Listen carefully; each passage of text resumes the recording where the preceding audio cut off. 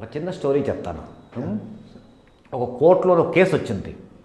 ఒక 62 సంవత్సరాలైన ఒక వ్యక్తి కోర్టులో వెళ్ళి కేసు వేస్తాడు. ఏమిట్రా అంటే, నాకంటే 10 సంవత్సరాలు మా అన్నయ్య పెద్ద, వాడికి 72 సంవత్సరాలు, మా అమ్మ దానికి 92 సంవత్సరాలు. మా అమ్మ ఏమో మా అన్నయ్య దగ్గర ఉంది.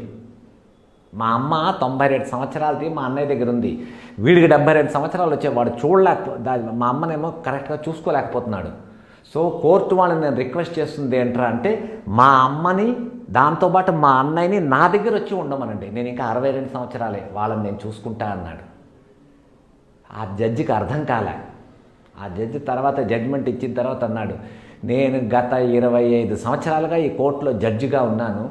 నా దగ్గర వచ్చిన కేసులన్నీ కూడా ఇద్దరు అన్నదమ్ములేమో ఆస్తి కోసం కానీ ప్రాపర్టీ కోసం కానీ అమ్మని వీడించుకోవాలి, అమ్మని వాడించుకోవాలి, నాన్నని వీడించుకోవాలి, లేకపోతే ఇంకేదో కొట్లాట్ల ఓన్లీ నెగిటివ్ గురించి కోర్టుకు వచ్చారు. కానీ ఫస్ట్ టైం ఒక కేసు చూశాను.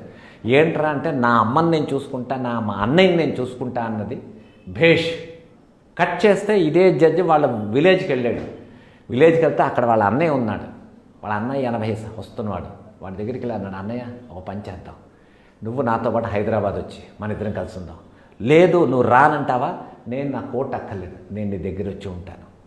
సో అలా ఉండండి అన్నదమ్ములు. చిన్నప్పుడేమో అమ్మ దగ్గర పడుకున్నప్పుడు అమ్మ నాకు కావాలని ఒకడేమో అమ్మాయి చేసుకుంటే, అమ్మ నాకు కావాలని ఒకడు, అమ్మ నాకు కావాలి అనేసి ఇద్దరు కొట్టుకుంటారు. ఇదే వీళ్ళు పెద్ద అయిపోయిన తర్వాత అమ్మ నువ్వు ఉంచుకో, అమ్మ నాకు అక్కర్లేదు, అమ్మ నువ్వు ఉంచుకో, అమ్మ నాకు అక్కర్లేదు అంటారు. వై? ఏమిటి చేంజ్ వచ్చేసింది మీలోని? ఏం లేదు కదా, మీరు పెద్ద అయ్యారు. ఏళ్ళు ఎగసన బుద్ధి దిగసన అంటారు. ఏళ్ళు వస్తున్న కొద్దీ బుద్ధి పెరగాలి, కానీ ఏళ్ళు వస్తున్న కొద్దీ జనాల బుద్ధి దిగిపోతున్నది.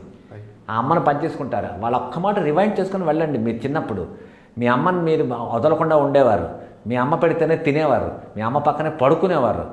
అలాంటి అమ్మని మీకు పాలు పెంచి తన రక్తాన్ని పాల్లో మార్చి పెంచితేనేమో పెద్ద అయిపోయిన తర్వాత మీ అమ్మను ఎందుకు షేరింగ్ చేద్దాం అనుకుంటున్నారు, ఎందుకు వద్దనుకుంటున్నారు? What is this? మీ దగ్గర డబ్బు ఉందనా? డబ్బు ఉంటే మీ అమ్మకి డబ్బు అక్కర్లే, మీ అమ్మకి నువ్వు కావాలి ఎప్పుడైనా. సో ఈ విషయాలు ఏంటంటే, ఇది ఆధ్యాత్మిక ఆర్ డివోషనల్ అలాంటిది కాదు. ఇది ఒక మనిషి తాలూకా బేసిక్ నేచర్. ఇది నేను స్టడీ చేస్తున్నాను. ఇవాళ రోజులో ఎందుకు మనకి ఇంతలా తక్కువ అయిపోతున్నది? ఇప్పుడు ఇంకో విషయం చెప్తాను మీ అందరికీ, వినండి. ఎక్కడైనా ఫంక్షన్ అయింది, బాబాయ్ తాలూకా కూతురికి పెళ్ళి. సో బాబాయ్ కూతురు పెళ్ళి అయినప్పుడు ఈ వైఫ్ హస్బెండ్ వెళ్ళిపోతారు, పిల్లలు తీసుకెళ్ళరు. ఎందుకు? అక్కడ బాబాయ్ కూతురు పెళ్ళి కదమ్మా, మీరు ఎందుకు రావక్కర్లేదు, తీసుకెళ్ళండి ఫంక్షన్స్కి, మీ పిల్లల్ని తీసుకెళ్ళండి. మీ పిల్లల్ని ఫంక్షన్కి తీసుకొని వెళ్తేనే బాబాయ్ అంటే ఎవడో వాళ్ళకి తెలుస్తుంది, మావయ్య అంటే తెలుస్తుంది, పిన్నమ్మ తెలుస్తుంది, అత్తమ్మ తెలుస్తుంది, వాళ్ళ పిల్లలు ఎవడో తెలుస్తారు.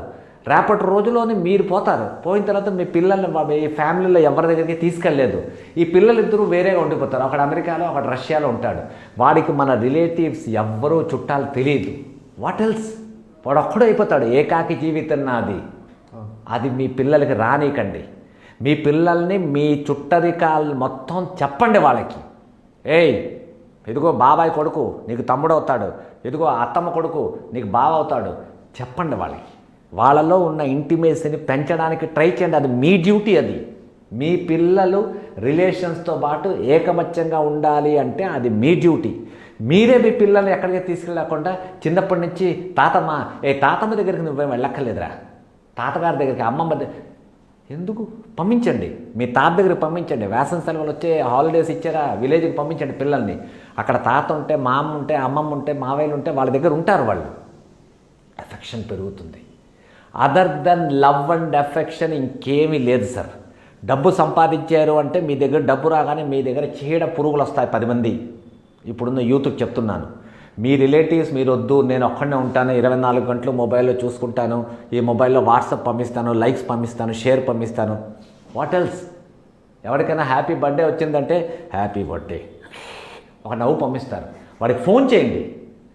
మీ ఫ్రెండ్ అయినా సరే, మీ రిలేటివ్ అయినా సరే ఫోన్ చేయండి. ఫోన్ చేసేప్పుడు, ఏయ్ హ్యాపీ బర్త్డే రా డూడ్, ఏం చేస్తున్నావు? ఎస్. ఎక్కడున్నావు? లాస్ ఏంజలస్లోనా? ఈవినింగ్ ప్రోగ్రామ్ ఏంటి?